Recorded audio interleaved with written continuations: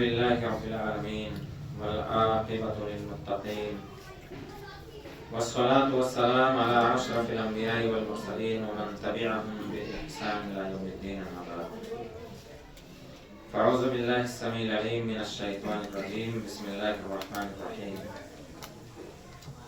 والذين يؤتون ما آتوا وقلوبهم وجلة أنهم إلى ربهم راجعون. قابل احترام علماء کرام و منتظمین جلسہ اور دینیوں میں بھائیوں، ساری تعریفوں کا حقدار صرف اللہ رب العالمین ہے، کیونکہ اسی کے ہم پر سب سے زیادہ احسانات ہیں، تو اسی کا حق بھی بنتا ہے کہ ہر لمحے اسی کی عبادت، اسی کی خوبی، اسی کے گن گائے جائیں اور درود و سلام کا نذرانہ ہو اللہ کے تمام انبیاء پر، خاص طور سے ہمارے اور آپ کے آخر نبی حضرت محمد صلی اللہ علیہ وسلم۔ معزز حاضرین، اس دنیا میں وہ شخص بڑا خوش نصیب ہے جس کو کلمے کے اقرار کی سعادت نصیب ہوئی، جس کو ایمان کی دولت نصیب ہو گئی، وہ بڑا خوش نصیب ہے۔ اور کلمے کے اقرار کے ساتھ ساتھ اگر اسے اخلاص کی دولت بھی مل گئی تو دنیا کی کوئی دولت اور نعمت اس کا مقابلہ نہیں کر سکتی۔ جو شخص ایمان کے ساتھ ساتھ مخلص ہو جائے وہ اللہ کی نظروں میں سب سے اعلیٰ ہے، عرفہ ہے، اور اللہ ایسے بندے کی قدر بھی کرتا ہے۔ لیکن اس کے برعکس جو شخص ایمان والا تو ہو، کلمے کا اقراری ہو، لیکن مخلص نہ ہو، اخلاص نہ ہو اس کے اندر، تو اس کے کلمے کا بھی اعتبار نہیں، اس کے رب العالمین کو اس کے کلمے کی بھی پرواہ نہیں اگر مخلص نہیں ہے۔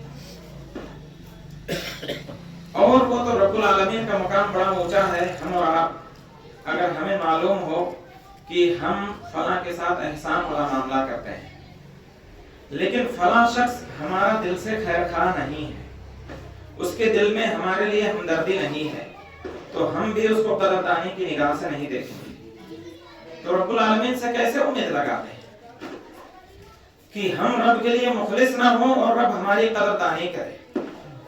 ہم یہاں اخلاص کی اہمیت کے تعلق سے آپ کے سامنے کچھ نہیں کہنا چاہیں گے، بہت مختصراً، کیونکہ آپ بارہا اخلاص پر اور اس طرح کے موضوعات پر، اچھی نیت پر آپ بارہا علماء کرام سے تقریریں سنتے رہتے ہیں۔ آپ نے یہ بھی سنا ہے صحیح مسلم کی روایت کے مطابق کہ ایک انسان بڑے سے بڑا عمل ہے، یہاں تک کہ اپنی جان بھی اللہ کی راہ میں دے دے۔ ایک انسان پوری زندگی علم دین کی، اسلام کی خدمت کرتا رہے، گلی گلی نگر نگر چل کر کے جائے اور اسلام کی خدمت کرتا رہے۔ ایک انسان پوری زندگی اپنے مال کو اللہ کی راہ میں لٹاتا رہے، لیکن اگر ان بڑے کارناموں میں بھی اخلاص نہیں ہے تو ایسے عمل کی اللہ کو ضرورت نہیں ہے، ایسا عمل اللہ رب العالمین کو قبول نہیں کرے۔ بڑے سے بڑی مسجد بنا دی جائے، ادارے قائم کر دیے جائیں، بڑے سے بڑا کارنامہ انجام دیا جائے، اخلاص نہ ہو تو وہ نجات کے لیے کافی نہیں ہے، بلکہ وہ عمل وبال جان بھی بن سکتا ہے۔ تو اس لیے ہم اور آپ کو چاہیے کہ ایک مسلمان ہونے کی حیثیت سے ہمیں اپنے ایمان کے ساتھ ساتھ ہمارا جو بنیادی کردار ہے، اساسی کردار ہے، پہلا کردار، ہم مخلص ہو جائیں۔ اور اگر ہم مخلص ہو جائیں نا تو چھوٹا عمل بھی اللہ رب العالمین اس کو بھی قبول کرتا ہے۔ ایک عید بھی کہیں ہم اخلاص کے ساتھ رکھ دیں، رب العالمین اسے بھی قبول کر لیتا ہے۔ لیکن اسلامی بھائیوں، ہم تو مومن ہیں، اگر کوئی کافر اور مشرک بھی مخلص ہو جائے تو اللہ اس کے قول کو بھی قبول کرتا ہے، اس کی عاجزی، اس کی دعاؤں کو اگر وہ مصیبت میں ہے تو اس کو بھی قبول کر لیتا ہے۔ ہم اور آپ جانتے ہیں अबू जहल से हम सब वाकिफ हैं, ये इस्लाम का सबसे बड़ा दुश्मन था। कोई ऐसा मौका नहीं है जो इसने छोड़ा हो। नबी सल्लल्लाहु अलैहि वसल्लम को सताने के लिए मौके तलाश करता था और हर मौके पर आप सल्लल्लाहु अलैहि वसल्लम को सताया इसने, हर तरीके के दुख दिए आप सल्लल्लाहु अलैहि वसल्लम।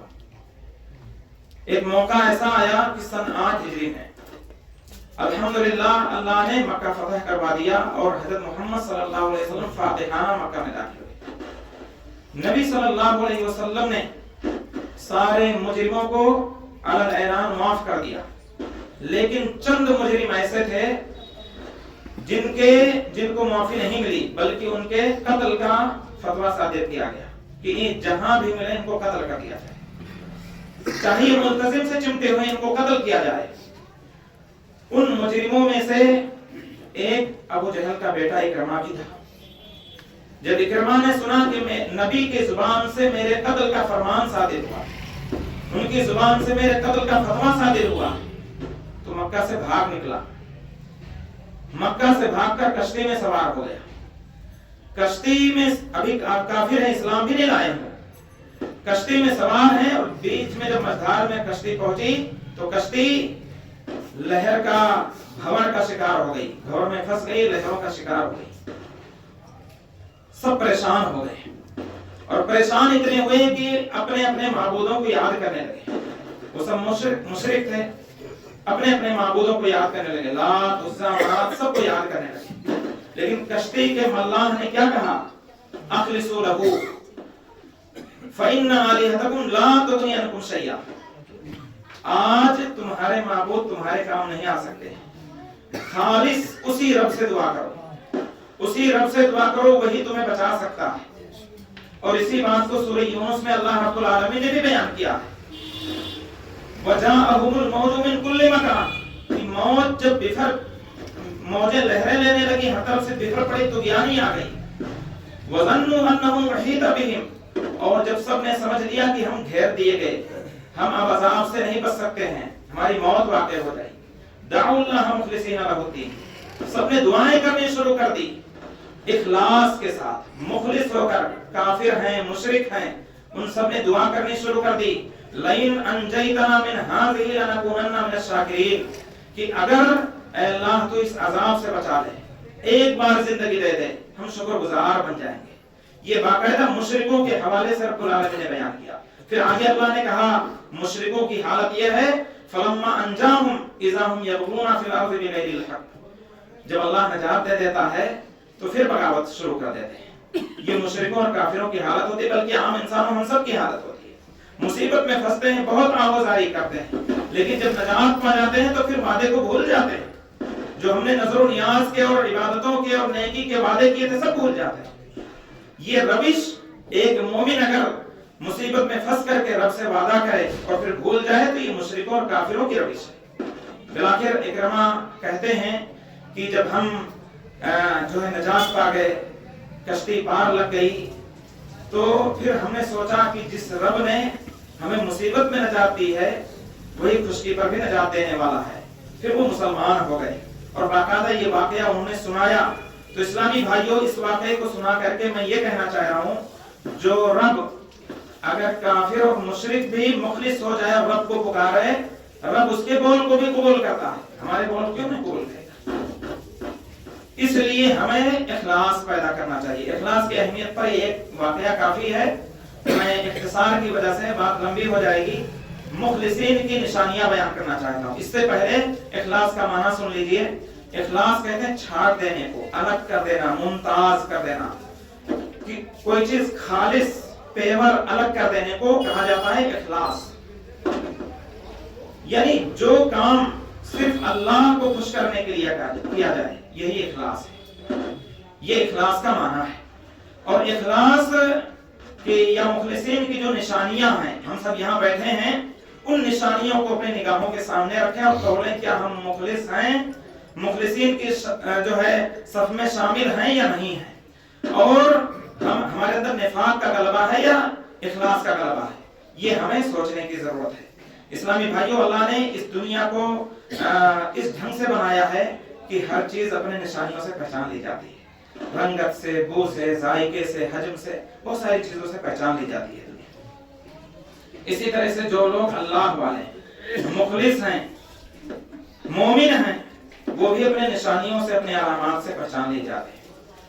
مخلصین کی یا اخلاص والوں کی جو پہلی نشانی ہے، جو مخلص ہوتا ہے رب کے لیے، کلمہ پڑھنے کے بعد جس کے اندر اخلاص ہوتا ہے، وہ پوری دنیا میں سب سے زیادہ محبت رب سے کرتا ہے، اس کے بعد رسول اللہ صلی اللہ علیہ وسلم سے کرتا ہے۔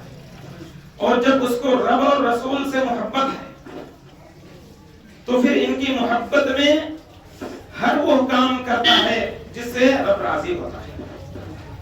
اگر وہ کام، اگرچہ وہ کام ادنا ہو یا اعلیٰ ہو، وہ کام کی کیفیت کو نہیں دیکھتا کہ یہ میرا اسٹیٹس یہ ہے اور یہ کام اتنا گھٹیا ہے میں کیوں کروں، پھر وہ یہ نہیں دیکھتا ہے کہ مسجد میں ایک تنکا پڑا ہوا ہے میں کیوں اٹھاؤں، امام صاحب کو بلا کر دکھائیں گے کہ امام صاحب یہ کچرا کیسے پڑا ہوا ہے۔ اگر اسے پتا چل جائے کہ مسجد کی صفائی پر رب راضی ہوتا ہے تو وہ خود ہی صاف کر دے گا۔ تو جو شخص مخلص ہوتا ہے نا، وہ رب کی محبت میں ہر وہ کام کر گزرتا ہے جس سے رب راضی ہوتا ہے۔ وہ لوگوں کی باتوں، برادریوں کے تانوں اور کام کی کیفیت اور نوعیت کو اپنے سامنے نہیں رکھتا ہے، بلکہ بس ہمارا رب راضی ہو جائے بس یہی کافی ہے اس کے لیے۔ اس کی نگاہ بڑی بلند ہوتی ہے، اس کی سوچ بلند ہوتی ہے، اس کو کسی کی پرواہ نہیں ہوتی ہے۔ اور اسلامی بھائیوں، ہمارے نبی صلی اللہ علیہ وسلم جب ہجرت کر کے مدینہ میں گئے تو مسلمانوں کو باقاعدہ منظم انداز میں نماز پڑھنے کے لیے مسجد کی ضرورت تھی۔ آپ صلی اللہ علیہ وسلم نے 2 یتیم بچوں سے مسجد کے لیے زمین خریدی، اور جب ان کو بنانے کی باری آئی تو صحابہ میں اتنا اخلاص تھا کہ الگ سے کرائے پر مزدوروں کو نہیں رکھا، اللہ کو خوش کرنے کے لیے خود اس میں لگ گئے اور خود محنت و مزدوری کر کے اس مسجد کو بنانے لگے۔ اور نبی صلی اللہ علیہ وسلم کا اخلاص جانچیے کہ آپ صلی اللہ علیہ وسلم کے سر پر نبوت اور رسالت کا تاج ہے، پھر بھی آپ صلی اللہ علیہ وسلم اپنے جانثاروں کے ساتھ، اپنے صحابہ کے ساتھ مل کر کے اللہ کی خوشنودی کے لیے مل کر کے صحابہ کے ساتھ مزدوری کر رہے ہیں، محنت کر رہے ہیں۔ اور آپ صلی اللہ علیہ وسلم فرما رہے ہیں اللہم لا عیش الا عیش الاخرہ فاغفر الانصار والمہاجرہ، اے اللہ اصل اجر تو آخرت کا اجر ہے، تو میرے جانثاروں کو، انصار و مہاجرین کو تو معاف فرما دے۔ یہ باقاعدہ آپ صلی اللہ علیہ وسلم محنت اور مزدوری کرتے رہے، اپنے مقام کو نہیں دیکھا، صرف ہاتھ پر ہاتھ دھرے بیٹھے نہیں رہے، صرف نگرانی نہیں کرتے رہے کہ میری تو شان یہ ہے کہ میں تو امام الانبیاء ہوں، سید البشر ہوں، یہ آپ نے نہیں سوچا۔ آپ محنت و مزدوری کیوں کرتے رہے؟ کیونکہ اس کام سے رب راضی ہوتا ہے۔ اسی طریقے سے غزوہ خندق کا موقع ہے، پورے کفر کے بارے میں یہ پتا چلا کہ پورا کفر اکٹھا ہو رہا ہے مسلمانوں کے مرکز مدینہ پر حملہ کرنے، مسلمانوں کی اینٹ سے اینٹ بجانے کے لیے اکٹھا ہو رہا ہے، اور یہ ایک خطرناک جنگ تھی۔ آپ صلی اللہ علیہ وسلم نے مدینہ کی حفاظت کے لیے باقاعدہ صحابہ کرام سے کہا خندق کھودی جائے، گڑھے کھودے جائے مدینہ کے ارد گرد، خندق کھودنے کے لیے آپ صلی اللہ علیہ وسلم نے کہا۔ جب صحابہ کرام نے خندق کھودنا شروع کر دیا تو آپ صلی اللہ علیہ وسلم بھی پیچھے نہیں رہے، باقاعدہ آپ صحابہ جو خندق کھود رہے تھے اس مٹی کو آپ منتقل کر رہے تھے، وہاں سے نکال کر لے جا رہے تھے۔ آپ صلی اللہ علیہ وسلم کے تعلق سے بارہ بن عازب رضی اللہ عنہ کہتے ہیں رأیت رسول اللہ صلی اللہ علیہ وسلم یوم الاحزاب قد ينقل التراب وقد وارى التراب بیاض بدنه، میں نے نبی صلی اللہ علیہ وسلم کو خندق کے موقع پر دیکھا کہ آپ مٹی کو اٹھا رہے ہیں، مٹی ڈھو رہے ہیں۔ صحابہ جو خندق کھود رہے تھے اس مٹی کو ہمارے نبی صلی اللہ علیہ وسلم ڈھو رہے تھے، اور آپ کے گورے گورے بدن مبارک کو مٹی نے ڈھانک رکھا تھا۔ تو یہ آپ کا اخلاص تھا۔ کاش کہ ہمارے ذمہ دار، ہمارے بڑے، ہمارے قائدین اور ہم سب ایسے مخلص ہو جائیں تو پھر اختلاف ہو ہی نہ، پھر وہ کام ہوگا ہی ہوگا۔ خاص طور سے اجتماعی کام اگر ہمیں کرنا ہے، مسجد کا، مدرسے کا نیک کام اگر اخلاص پیدا کر لیں کہ ہمیں اللہ کو خوش کرنے کے لیے کرنا ہے تو پھر اختلاف کس بات کا رہ جائے گا، ہم مخلص بن جائیں گے اسلام میں۔ اور یہ خوبیاں آپ کو، بات لمبی ہو جائے گی، کئی ایک واقعات ہیں، یہ خوبیاں آپ کو نبی صلی اللہ علیہ وسلم، آپ کے تربیت یافتہ صحابہ کرام اور بعد کے محدثین تک آپ کو نظر آئے گی، اور آج بھی بہت سارے لوگ مخلص موجود ہیں۔ اس سلسلے میں ماضی قریب کے جو ہے شیخ الکل فی الکل سید نذیر حسین محدث دہلوی کے بارے میں واقعہ مشہور ہے کہ آپ جو ہے باقاعدہ گوشت لیا کرتے تھے، اور طلبہ حدیث پر وہ پیسہ خرچ کیا کرتے تھے، جبکہ آپ درس بخاری دیا کرتے تھے. آپ کا اسٹیٹس اور مقام دیکھیے، محدث وقت ہیں اور اس کے باوجود اس قدر آپ کے اندر عاجزی تھی، صرف اللہ کے لیے کیا کرتے تھے.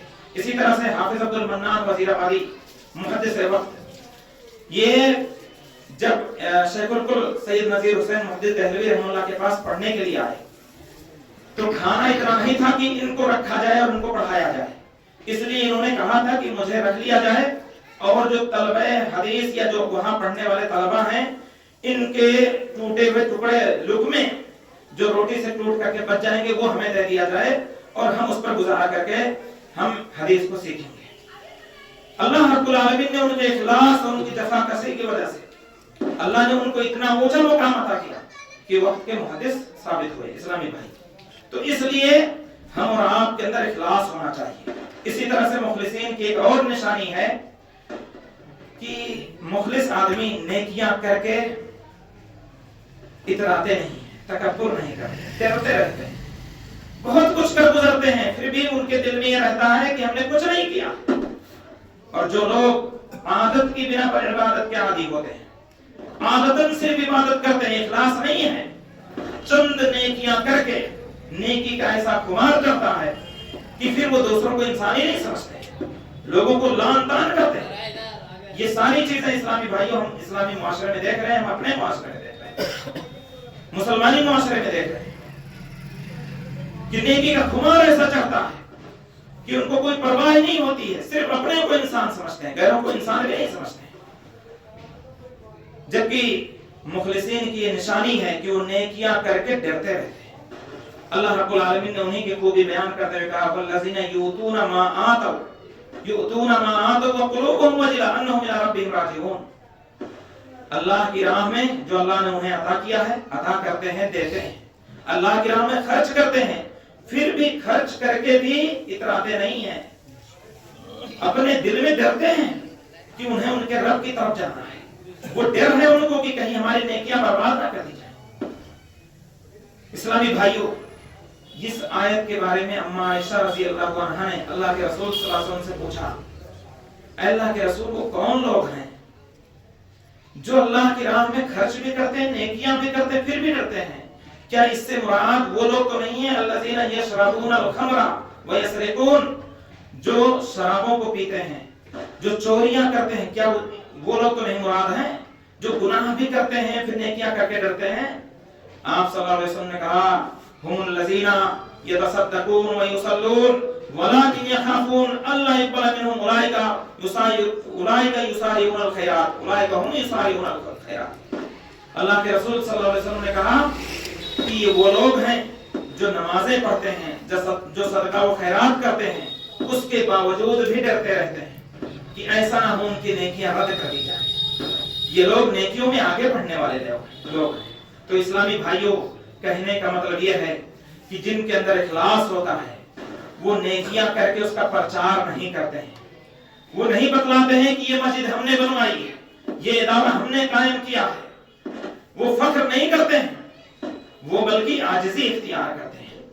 اسی طریقے سے مخلص کی ایک نشانی یہ بھی ہے من یکتم حسناتہ کما یکتم سیئاتہ، وہ اپنے نیکیوں کو کر کے چھپاتے ہیں جیسے کہ اپنے برائیوں کو چھپاتے ہیں. برائیاں تو ہم سب چھپاتے ہیں، لیکن جو اخلاص والے لوگ ہوتے ہیں نا وہ اپنے نیکیوں کو بھی چھپاتے ہیں. اور اللہ کے رسول صلی اللہ علیہ وسلم کی حدیث ہے ان اللہ یحب العبد التقی الغنی الخفی. اللہ رب العالمین کیسے بندے کو پسند کرتا ہے؟ جو متقی بندہ ہو، جو لوگوں کے آگے ہاتھ نہ پھیلاتا ہو، بے نیاز ہو، لوگوں سے رب سے دعائیں کرتا ہو، رب سے اپنی ضروریات مانگتا ہو اور پوشیدہ رہ کر کے گمنام رہ کر عبادتیں کرتا ہو. آج کا دور ریاکاری کا دور ہے، شہرت کا دور ہے. ہم نیکیاں کرتے ہیں اور ہر چیز سوشل میڈیا پر ڈال دیتے ہیں، ہر چیز واٹس ایپ پہ فیس بک پہ ڈال دیتے ہیں. آج کا دور ریاکاری کا دور ہے.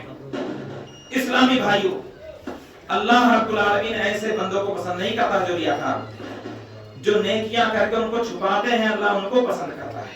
اسی طرح سے جو مخلص ہوتے ہیں نا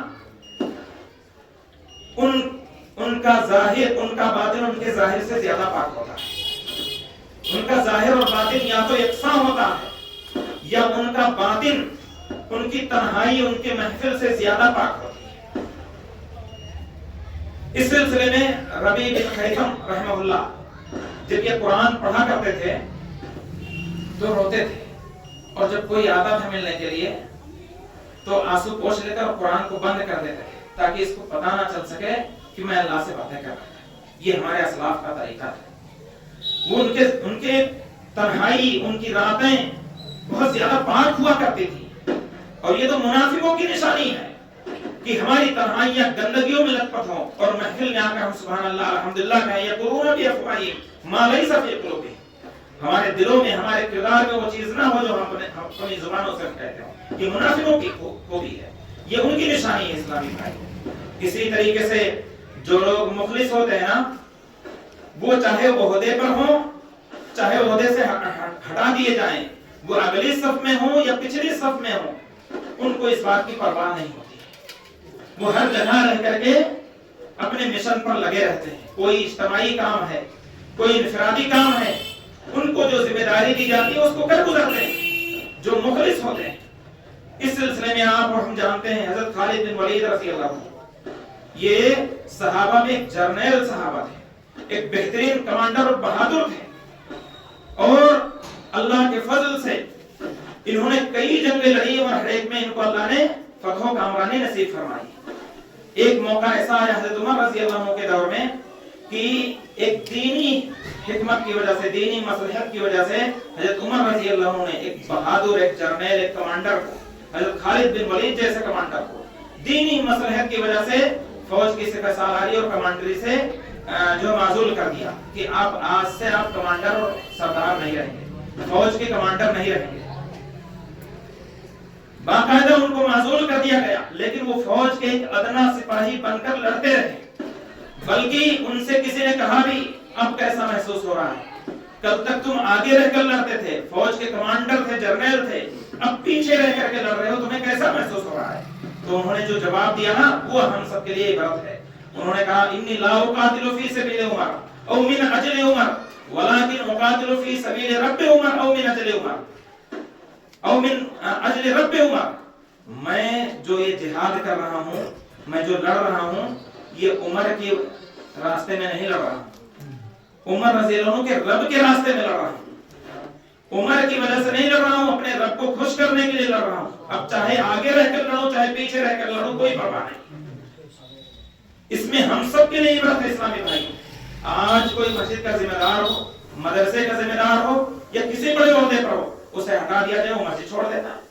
آپس کی تو میں ہو ذاتی لڑائی ہے، وہ مسجد چھوڑ کے بیٹھ جاتا ہے۔ یہ حالت ہو چکی ہے۔ ہمیں اپنے اسلاف سے اخلاص سیکھنا چاہیے۔ حضرت خالد بن ولید رضی اللہ عنہ نے بغاوت نہیں کی، وہ فوج کے ایک ادنا سپاہی بن کر لڑتے رہے۔ یہ اخلاص ہمارے اندر آ جائے، کاش کی آ جائے، تو ہم بھی مخلص ہو کر، متحد ہو کر سکون سے مسجدوں کو آباد کریں گے، اللہ کے گھر کو آباد کریں گے۔ اسلامی بھائیوں، اسی طریقے سے جس کے اندر اخلاص ہوتا ہے نا، دیکھو اس دنیا میں ہر کوئی اپنا فائدہ چاہتا ہے، دنیاوی فائدہ، اخروی فائدہ، اور ہمیں بھی تلاش کرنا چاہیے، اس میں کوئی کباہت نہیں ہے۔ لیکن جب اپنا فائدہ قوم کے فائدے سے ٹکرا جائے تو وہاں جو لوگ مفاد پرست ہوتے ہیں، جن کے اندر اخلاص نہیں ہوتا ہے، وہ اپنے فائدے کو ترجیح دیتے ہیں، قوم کے فائدے کو نظر انداز کر دیتے ہیں۔ اور جو لوگ مخلص ہوتے ہیں وہ جب قوم سے اپنا فائدہ ٹکرا جائے تو قوم کے فائدے کو ترجیح دیتے ہیں، اپنا فائدہ قربان کر دیتے ہیں، اپنے عہدے کو قربان کر دیتے ہیں، اپنی کرسی قربان کر دیتے ہیں۔ اس سلسلے میں ایک مثال دے کر میں اپنی بات مکمل کر دوں گا کہ حضرت معاویہ رضی اللہ عنہ اور حضرت حسن رضی اللہ عنہ کے سامنے دونوں لوگ ہیں۔ حضرت علی رضی اللہ عنہ کی شہادت کے بعد حضرت حسن رضی اللہ عنہ ادھر خلیفہ بن گئے، ادھر حضرت امیر معاویہ رضی اللہ عنہ کے پاس کافی لوگ تھے۔